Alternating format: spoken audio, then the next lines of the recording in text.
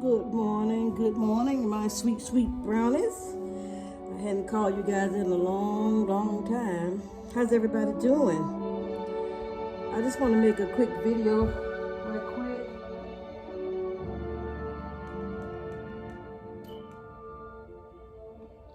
I promise to try to get on schedule. I'm going to upload another video, let you guys know when I'm going to start back doing regular videos.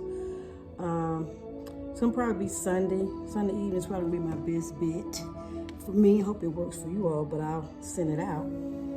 But if you notice the title, hashtag working from home. I don't know how many of you guys work from home, but I can tell you something. It's not cut out what most people think it is. Now, there's a different type of working from home that I've had experienced and that I'm experiencing now.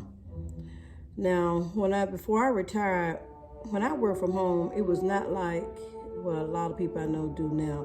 And I have one client that deals with anxiety and how working from home is really affecting her anxiety. So that's another whole ball game. We can get into that, but it can increase your anxiety. It can also lead to depression, a lot of things, because I think the expectation of most people is that if I start working from home, it's going to be peaches and cream, hunky-dory. It's going to be the best thing ever. Now, a lot of jobs, they do work for a lot of people, but there are jobs out there I know that I have friends and that tell me that they work from home and that they cannot wait to get back into the workforce, because of the pandemic or whatever reason, have small kids. It can be beneficial for those people, but you have to really weigh it and see if it works for you, because it can be just as challenging as working in the workforce at times. Now, my experience when I used to work from home is different. As opposed to a lot of people say they have to clock in on the computer, they have to give account for their breaks and their lunch periods, and that they find themselves even working even longer hours, because once this lady told me that once she get off at 5 o'clock, she'll have a tendency that people email her, a computer ding, and she feels stressed. She has a type of expectation that she has put on herself to feel that guilt that I need to answer this. And she finds herself working an hour or two past the time. Now, personally, if I get off at 9, I work 9 to 5 on a computer, after 5 o'clock is my time. I get that, especially if you're hourly. And if you're salary, I think a lot of people feel like, oh, I'm salary, so I need to just go on and answer that. Not necessarily. It depends on the type of job you do. Now, I know I've talked to at least 6 people in the past month or so that said that they were really ready to throw in the towel with this working from home. And I saw one of my subscribers made a video about she titled their job. I think I did a post on that. Go check it out. And she was talking about the pros and cons and how it's affecting her. And it was a very interesting video. And since I thought about my friends and the client, I thought I would share with you guys. Now, to me, the ideal situation when I worked from home was totally different. Social service. I was in social work.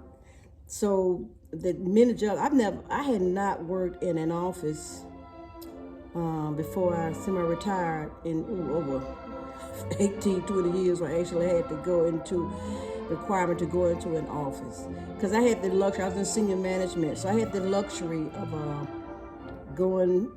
making my own schedule.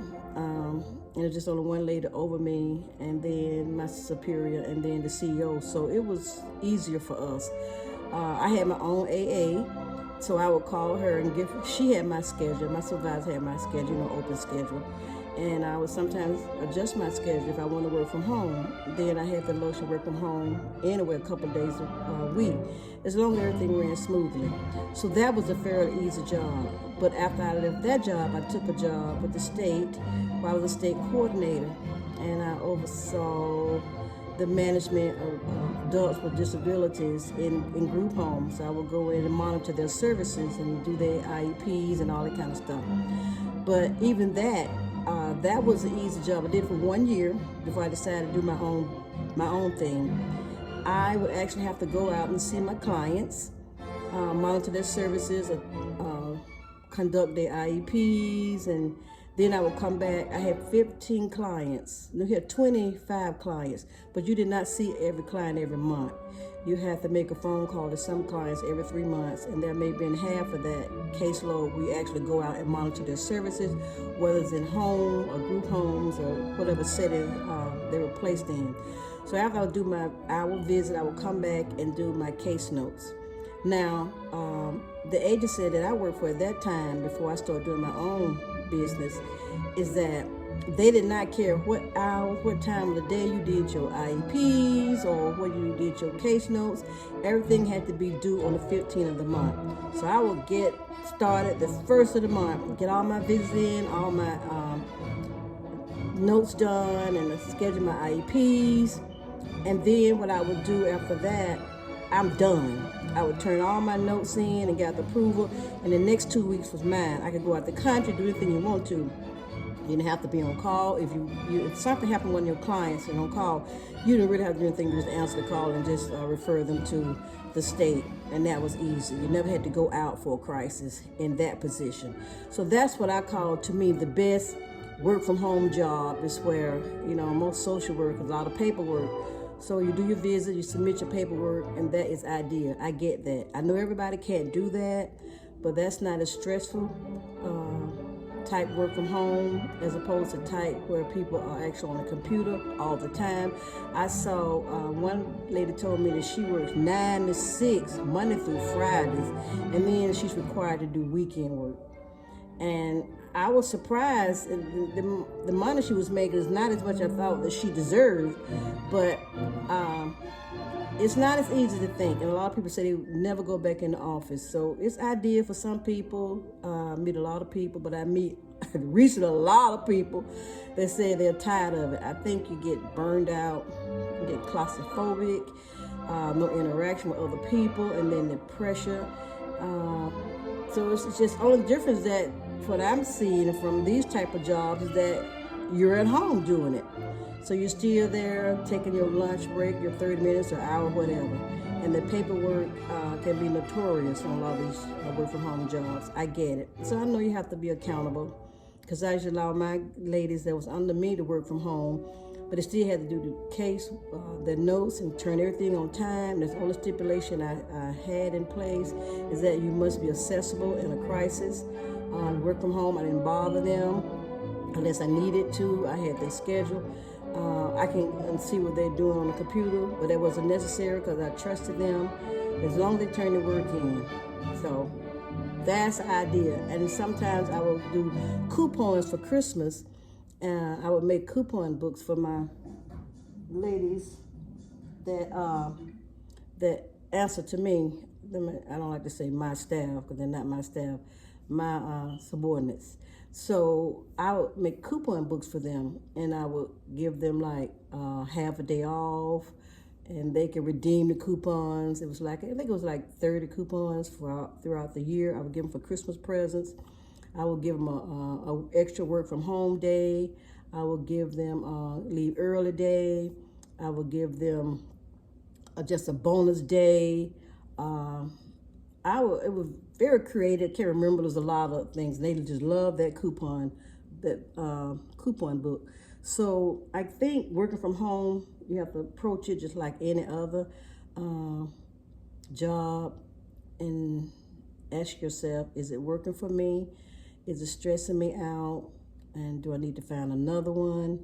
But whatever. But I thought about that, and when I was talking to my client, and I just gave him some suggestions, and I'm gonna share this with you. A lot of times when you wake up in the morning and you're working from home from these jobs and stressed out, you have to actually, I told her to get a pad and a pencil, a column. What can I fix? What can I not fix? Either what's in my control, what's not in my control. And start looking at the things and write down, just this morning, what am I anxious about? What is causing me to be anxious this morning? Why am I stressed out? And then on the other side, what can I do about it? And I think that's half the battle, is knowing the difference between things you can fix and things you can't. That's serenity prayer. But working from home can be great, but if it's interfering and causing you more anxiety, I think you need to really look at that and address that situation and see what needs to be done. Because just because it says working from home does not mean it's the best thing for you at this junction of your life.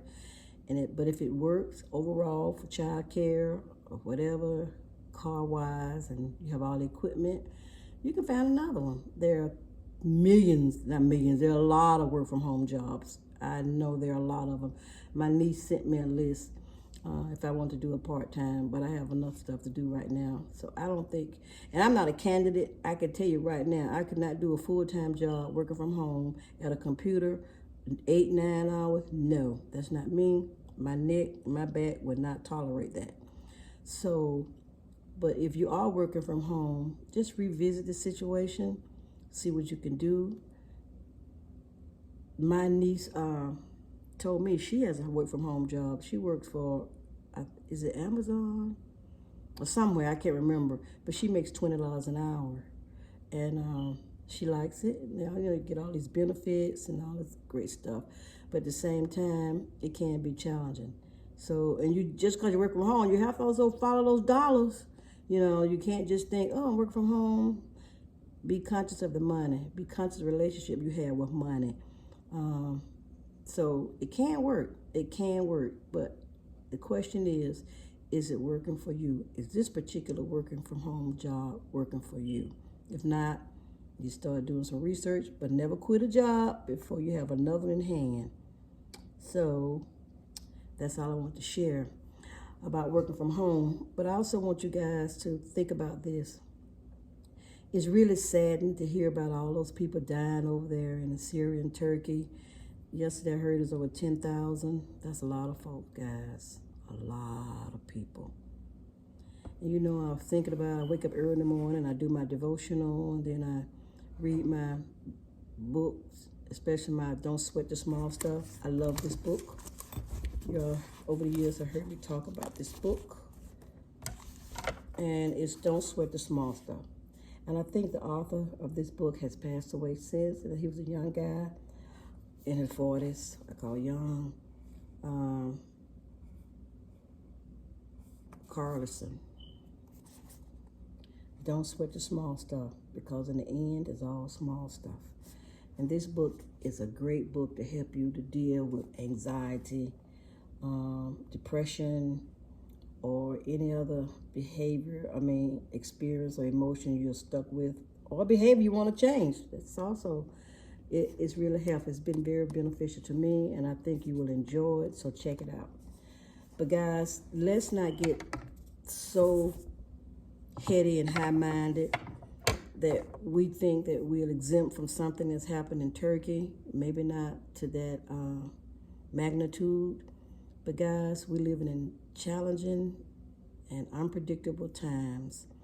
And I think we need to all take a moment, step back, think about that, not to be fearful, increase your anxiety, but to be grateful and have a spirit of gratefulness and thankfulness. That's one main way to actually reduce your anxiety. Because a lot of people suffering from this, guys. A lot of people. And it's nothing but being anxious and worrying about tomorrow and worrying about those things that you have no control over. And I'm not minimizing it in any way, but that's what years and years and years ago in my other life, I used to deal with anxiety. And I used to, when I was a young girl, I always say, suppose this, suppose this, suppose that. And my sister said, girl, stop supposing. But it was in me. I will borrow from tomorrow. I did not understand what I was going through at that time, but over the years, I think that's what prompted me to really become a social worker and get in the human service profession, because I wanted to help those that suffer from things that I was experiencing. And I had empathy, and I wanted to be a person that made a difference in someone's life. So that's what I did. But you have to do what you have to do to take care of yourself. Mental illness is terrible, guys. It's 1 out of every 3rd person dealing with some form of mental illness. So we have to really take stock. And a spirit of gratefulness and thankfulness will help that. And let's remember those people over in Syria and Turkey. It's devastating. I don't look at it every day. I just pray. I don't look at a lot of stuff every day that's depressing me. I just don't. I look at the news for a few minutes. I like to wake up and listen to the weather and start my day, and that's enough. I may look a little while afterwards, get caught up. But after I see that few minutes, I'm done. And you have to protect your sanity. Protect your sanity, guys.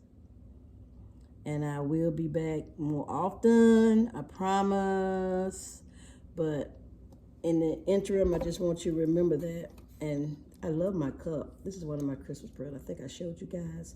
It's one of my favorite Bible verses, Proverbs 3:5. Trust in the Lord with all thine heart. And the rest says, lean not to thine own understanding.